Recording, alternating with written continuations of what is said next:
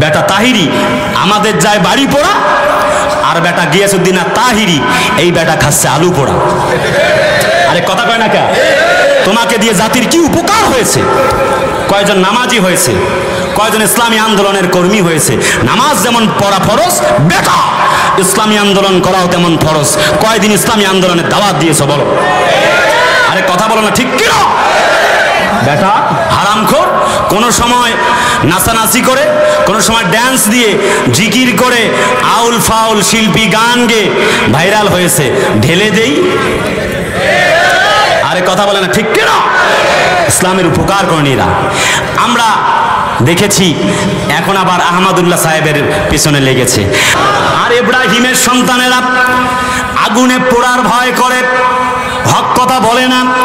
অনেক বড় বড় বক্তা হেলিকপ্টারে চড়ে, আরে কথা বলে না, ট্রান্সজেন্ডার নাম দিয়ে শরীফার গল্প শুনিয়ে জাতির লোকদেরকে বোকা বানাবার, ইসলাম শিক্ষাকে, কোরআনকে ধ্বংস করে দেবার পায়ে তারা চলছে। এত বড় হুজুর একটা কথা বলে না, কারণ কথা বললে 50,000, 1 লাখ, 1.5 লাখ হেলিকপ্টারে চড়া হবে না।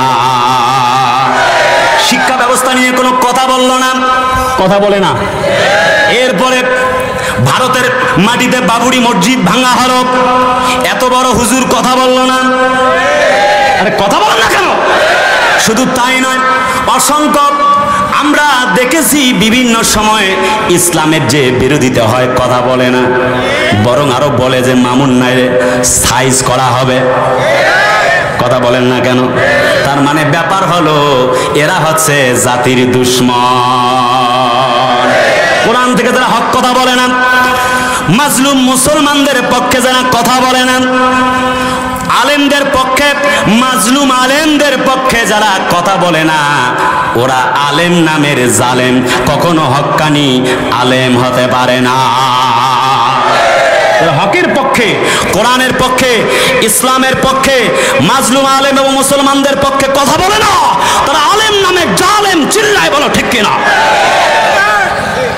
বেটা তাহিরি আমাদের যায় বাড়ি পোড়া, আর বেটা গিয়াসউদ্দিন তাহিরি এই বেটা খাচ্ছে আলু পোড়া। আরে কথা কয় না কে? তোমাকে দিয়ে জাতির কি উপকার হয়েছে? কয়জন নামাজি হয়েছে, কয়জন ইসলামী আন্দোলনের কর্মী হয়েছে। নামাজ যেমন পড়া ফরজ, বেটা ইসলামী আন্দোলন করাও তেমন ফরজ। কয়দিন ইসলামী আন্দোলনের দাওয়াত দিয়েছো বলো? আরে কথা বলো না, ঠিক কি না? বেটা হারামখোর, কোন সময় নাচানাচি করে, কোন সময় ড্যান্স দিয়ে, জিকির করে, আউল ফাউল শিল্পী গান গেয়ে ভাইরাল হয়েছে, ঢেলে দেই। আরে কথা বলে না, ঠিক কি না? ইসলামের উপকার করেনিরা আমরা দেখেছি, এখন আবার আহমদুল্লাহ সাহেবের পেছনে লেগেছে। কিছুদিন আগে আমাদের আজহারি সাহেবের পেছনে লেগে তাকে দেশ থেকে বিতাড়িত করেছে ইন্ধন দিয়ে। কথা বলে না, ঠিক কি না?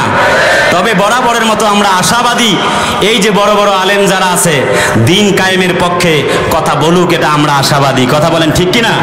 আমরা চাই দল মত নির্বিশেষে সকলে মজলুম আলেমদের পক্ষে থাকুক, কিন্তু যারা কোরআনের পক্ষে, হকের পক্ষে কথা বলে না, তার ওয়াজ পর্যন্ত শোনা জায়েজ নাই। কথা বলতে হবে, ঠিক কিনা?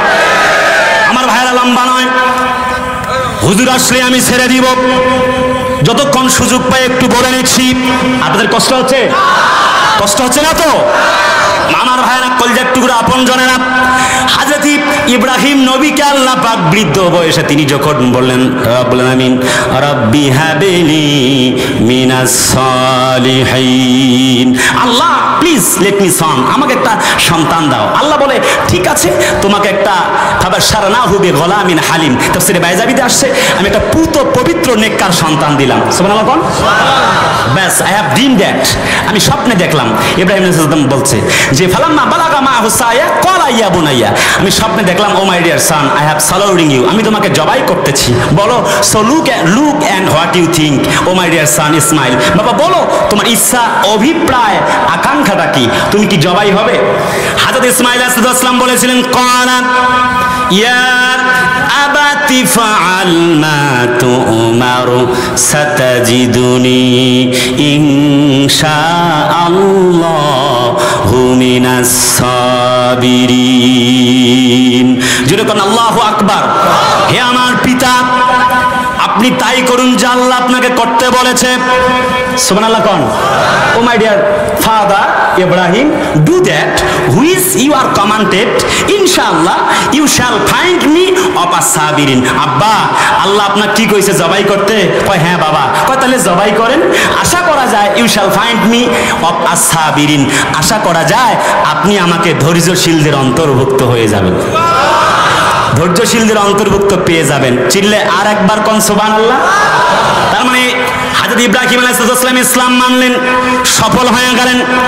মূলত সূরা বাকারা তেলাওয়াত করেছি 124 নম্বর আয়াত। এখানে ইব্রাহিম আলাইহিস সালামের পরীক্ষাগুলির কথা বলা হয়েছে। আরে কথা না বললে কেমনে বুঝি? তার মানে ইব্রাহিমের সন্তানেরা ইমানের দাবি যদি কোরবানি হয়, সে দাবি পূরণে আমি তৈরি থাকি যেন ওগো দয়াময়। তুমি মেসওয়াক করার ফজিলত তো জানো, খাওয়ার শেষে মিষ্টি মুখের হাদিসটাও মানো। ভাই সাউন্ড একবারে কমে গেল, একটু বাড়াই দিন এখন। তুমি মেসওয়াক করার ফজিলত তো জানো, খাওয়ার শেষে মিষ্টি মুখের হাদিসটাও মানো।